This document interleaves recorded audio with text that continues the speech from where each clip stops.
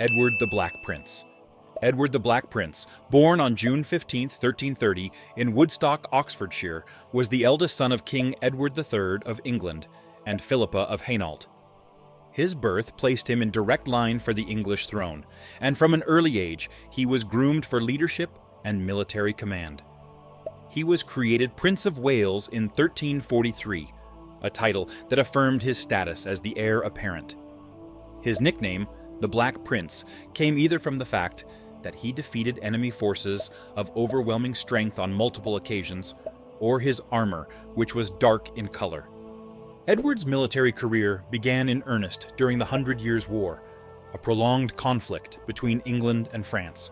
His first major engagement was at the Battle of Crecy in 1346, where he commanded the vanguard of the English army at just 16 years old.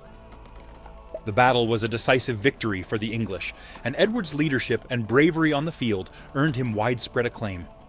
His effective use of longbowmen and dismounted knights against the French cavalry was a tactical innovation that would characterize many of his future campaigns. One of Edward's most significant victories came at the Battle of Poitiers in 1356. Leading an English force, he faced a much larger French army under King John II. Edward's use of defensive positions, combined with his strategic deployment of archers and cavalry, led to a stunning English victory. The French king was captured, and the ransom demanded for his release further strained France's resources. This battle solidified Edward's reputation as one of the finest military commanders of his time.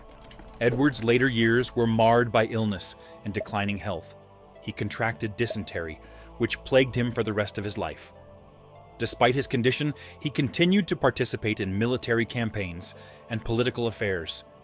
His health continued to deteriorate, and he died on June 8, 1376, at Westminster Palace, a year before his father. His death was a significant blow to the English monarchy, as his son, Richard II, was only 10 years old when he ascended the throne. El Cid. El Cid Rodrigo Diaz de Vivar, known as El Cid, was born around 1043 in Vivar, a small town near Burgos in the Kingdom of Castile.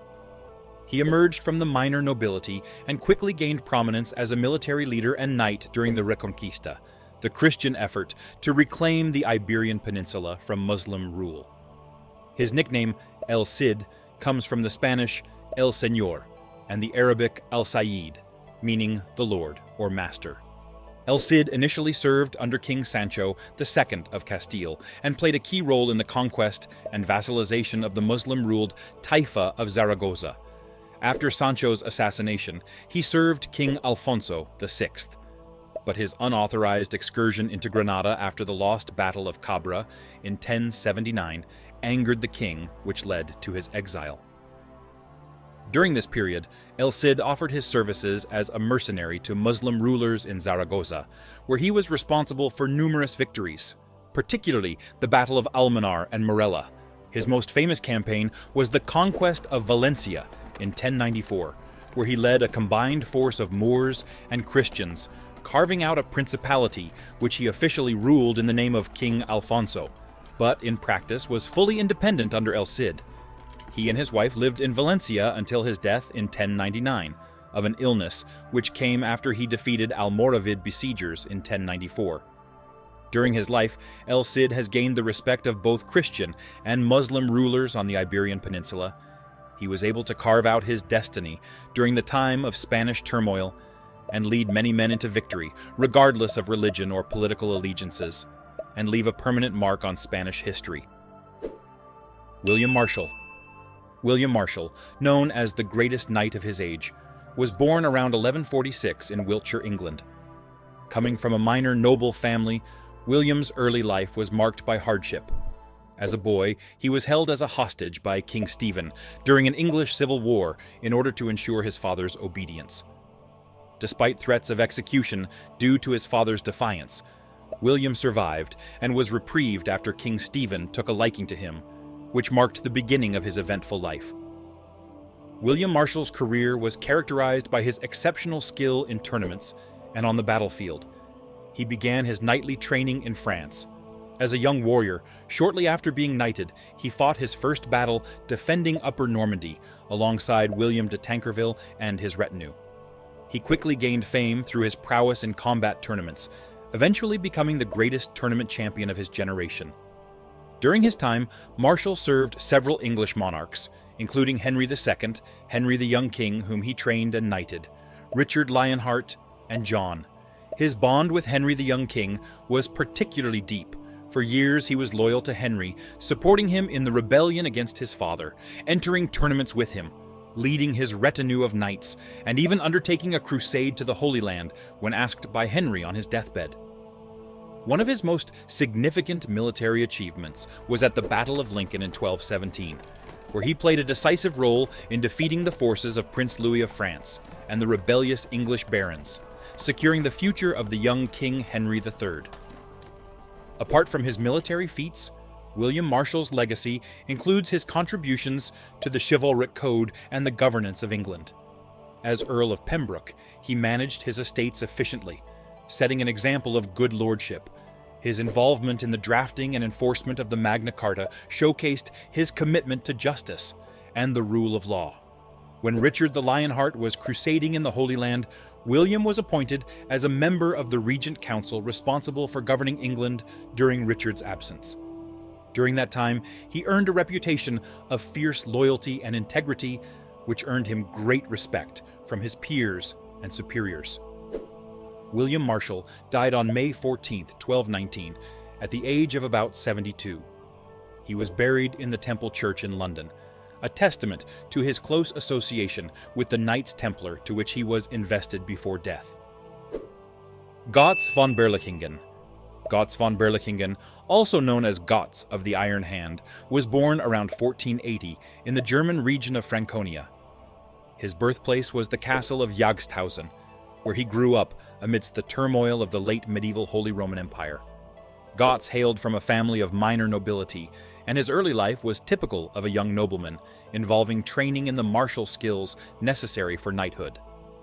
Götz is most famous for his iron prosthetic hand, which he acquired after losing his right hand in the Siege of Landshut in 1504. This injury did not end his military career. Instead, it marked the beginning of his legendary status. Götz had an iron hand fashioned for him, which allowed him to continue wielding weapons and riding into battle. This earned him the moniker Götz of the Iron Hand, and became his defining characteristic. Throughout his life, Götz was involved in numerous feuds, battles, and campaigns, often siding with those who resisted the central authority of the Holy Roman Emperor. He participated in the Swabian War, 1499, and fought for the Duchy of Bavaria during the Landshut War of Succession, 1504 to 1505. One of Götz's most significant involvements was in the German Peasants' War, 1524 to 1525, where he was reluctantly appointed a leader of the peasant forces. Despite his noble background, Götz sympathized with the peasants' plight and accepted their request for leadership. However, his tenure as their commander was short-lived, as internal disputes and strategic disagreements led to his capture by the Swabian League. He was imprisoned, but managed to secure his release under the condition that he would cease his involvement in feuds. When invited to surrender by the Swabian League, Götz reportedly said to the scout that brung the letter from a Swabian general, "He can lick my ass." This anecdote helped popularize the phrase, which came to be called the Swabian Salute in his honor. Götz spent his later years writing his autobiography, which was first published in 1731. He died peacefully on July 23, 1562, at his castle in Hornburg, leaving behind a legacy of courage, resilience, and defiance. William Wallace. William Wallace, a towering figure in Scottish history, was born around 1270 in Elderslie, Renfrewshire. The son of a minor noble, Sir Malcolm Wallace, William grew up during a period of great political turmoil in Scotland. The death of King Alexander III and the subsequent power vacuum led to English attempts to dominate Scotland, setting the stage for Wallace's rise as a leader in the fight for Scottish independence. Wallace first came to prominence in 1297 with a series of bold military actions against the English. His initial victory at the Battle of Lanark, where he killed the English sheriff, sparked a wider rebellion. This success was followed by the decisive Battle of Stirling Bridge on September 11, 1297, where Wallace, alongside Andrew Moray, defeated a much larger English army through clever use of terrain and tactical innovation. Following his success at Stirling Bridge, Wallace was appointed Guardian of Scotland. In this role, he continued to organize and lead resistance against English occupation. However, his tenure was marked by internal struggles among the Scottish nobility and persistent English aggression. His most significant defeat came at the Battle of Falkirk on July 22, 1298, where King Edward I of England personally led his forces to victory. Wallace's troops were overwhelmed by superior English longbowmen and cavalry, forcing him to retreat and resign as Guardian. Despite his military setbacks, Wallace's commitment to Scottish independence never wavered. He continued to engage in guerrilla warfare, utilizing hit-and-run tactics, and his deep knowledge of the Scottish terrain to harass and disrupt English forces. Wallace's ability to inspire and lead men, even in the face of overwhelming odds, made him a symbol of Scottish resistance and tenacity. In 1305, he was captured near Glasgow by Sir John Menteith, a Scottish knight loyal to the English. Wallace was taken to London, where he was tried for treason and other charges. Refusing to acknowledge Edward I as his king, Wallace maintained that he had never sworn allegiance to the English crown. On August 23, 1305, he was executed in a brutal manner, being hanged, drawn, and quartered, a punishment reserved for traitors. His body parts were displayed across England as a warning to others, but legacy endured as a symbol of Scottish independence and resistance against oppression. Hugues de Payens. De Payens, born around 1070 in the Champagne region of France, was a nobleman who became the co-founder and first Grand Master of the Knights Templar. His early life remains somewhat obscure, but it is known that he was a vassal of Count Hugh of Champagne.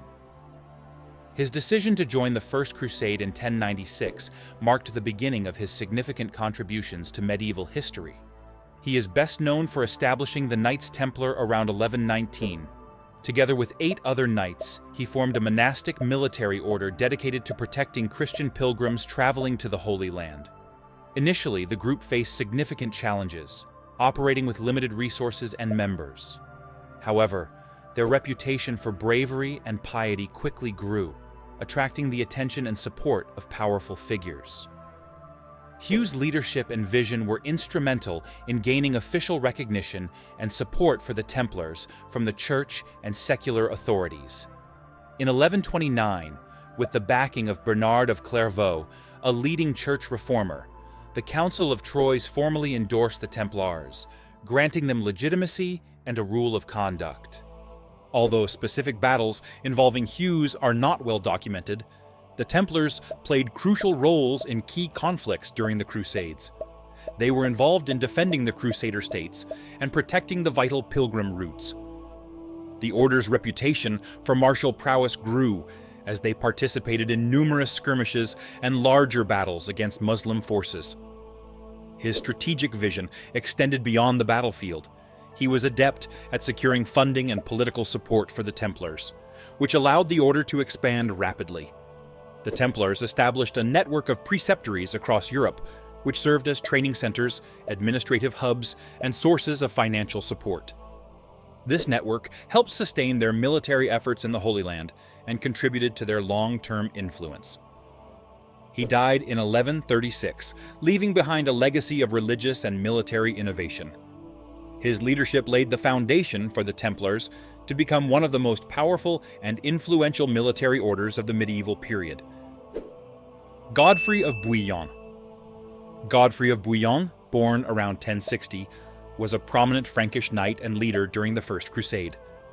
As the son of Eustace II, Count of Boulogne and Ida of Lorraine, Godfrey inherited the title of Duke of Lower Lorraine, though his tenure was marked by initial struggles to assert his authority. Godfrey's most significant role came as one of the leaders of the First Crusade, which began in 1096. inspired by Pope Urban II's call to reclaim the Holy Land from Muslim control. Godfrey sold much of his property to finance his expedition. He led a contingent of knights and soldiers through Hungary, Bulgaria, and Constantinople, securing safe passage through these territories. The First Crusade saw Godfrey participating in several key battles and sieges. His tactical acumen and bravery were evident during the Siege of Nicaea in 1097, where Crusader forces captured the city from the Seljuk Turks. Godfrey also played a crucial role in the Battle of Dorylaeum in 1097, where the Crusaders achieved a decisive victory despite being initially ambushed by Turkish forces. One of Godfrey's most notable achievements was his involvement in the Siege of Jerusalem in 1099. As one of the principal commanders, he led his troops in a relentless assault on the city, culminating in its capture on July 15, 1099. Following the conquest of Jerusalem, Godfrey was offered the title of King of Jerusalem, but declined, preferring the title Advocate of the Holy Sepulchre, reflecting his humility and devotion to the holy cause. His life was relatively short, as he died on July 18, 1100, in Jerusalem. The exact cause of his death is uncertain, with theories ranging from illness to a possible assassination. He was buried in the Church of the Holy Sepulchre, a fitting resting place for a leader who had dedicated his life to the Christian cause in the Holy Land. Henry Hotspur Percy, born on May 20, 1364, was a prominent English nobleman and military commander known for his fiery temperament and battlefield prowess. He was the eldest son of Henry Percy, 1st Earl of Northumberland, and Margaret Neville. Hotspur earned his nickname due to his impetuous nature and his relentless energy in battle. From a young age, he was involved in border skirmishes against the Scots, and his early military career was marked by a series of successful campaigns that enhanced his reputation. His valor and skill were recognized by King Edward III, who knighted him in 1377. Hotspur played a crucial role in the political and military upheavals of late 14th century England. During the reign of King Henry IV, Henry and his family initially supported Henry's claim to the throne. However, tensions soon arose over issues of loyalty, land, and authority, leading to a dramatic falling out between the Percys and the king. The conflict culminated in the Battle of Shrewsbury on July 21, 1403, one of the most famous battles of the period. Hotspur led a rebellion against Henry IV, seeking to assert his family's grievances and challenge the king's authority.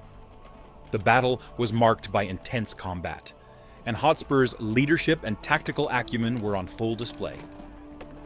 However, despite initial successes, the rebel forces were ultimately defeated, and Hotspur was killed in the thick of the fighting, supposedly by an arrow shot by the son of Henry IV, Prince Henry of Wales. His death marked a turning point in the rebellion and solidified King Henry IV's control over the kingdom. Henry's tactics were characterized by bold and aggressive maneuvers, reflecting his impetuous nature. He excelled in cavalry charges and close-quarters combat, often leading from the front and inspiring his men with his fearlessness. His fiery spirit and relentless drive made him a legendary figure in English military history. Henry Hotspur Percy left a lasting legacy as one of England's most celebrated knights. His life and exploits have been immortalized in literature, most notably in the work of William Shakespeare, in Henry IV, Part 1. Zawisza the Black. Zawisza the Black, also known as Zawisza Czarny, was born around 1379 in Stary Garbów, in the Kingdom of Poland. He came from a noble family and became one of the most famous Polish knights of the medieval period. His epithet, the Black, is believed to come from the color of his armor, or the black hair and beard he was known for. Zawisza's early military career was marked by his participation in various tournaments and battles across Europe. His victories in numerous tournaments, including those in Hungary and the Holy Roman Empire, solidified his status as one of the preeminent knights of his time. One of Zawisza's most notable military engagements was the Battle of Grunwald, also known as the Battle of Tannenberg, in 1410. This pivotal battle saw the combined forces of Poland and Lithuania defeat the Teutonic Knights. Zawisza is said to have played a crucial role in this victory, protecting and retrieving the Polish royal banner from the hands of the Teutons, bolstering morale and ultimately leading to victory. Zawisza also served as an envoy and diplomat, utilizing his esteemed reputation to negotiate on behalf of the Polish crown. His diplomatic missions took him to various European courts. He was involved in negotiations with the Holy Roman Emperor Sigismund, and played a role in the Council of Constance, which aimed to resolve the Papal Schism, where he was one of the only diplomats that defended Jan Hus. During the council, he was also reportedly condemned by the Pope Martin V for stating that he will defend the Polish king using both word and a fist when accusations of heresy were made towards him and the Polish people. In addition to his martial and diplomatic achievements, Zawisza's adherence to the chivalric code made him a paragon of knightly virtues. He was renowned for his loyalty and sense of justice and honor. His contemporaries admired him not just for his physical strength and combat skills, but also for his moral integrity. Zawisza the Black's life came to a tragic end during the Battle of Golubach in 1428. He was part of a Christian coalition fighting against the Ottoman Turks. During the battle, he was captured and ultimately killed. His death was a significant loss to the Christian forces. Zawisza's legacy, however, continued to inspire future generations of Polish knights and soldiers.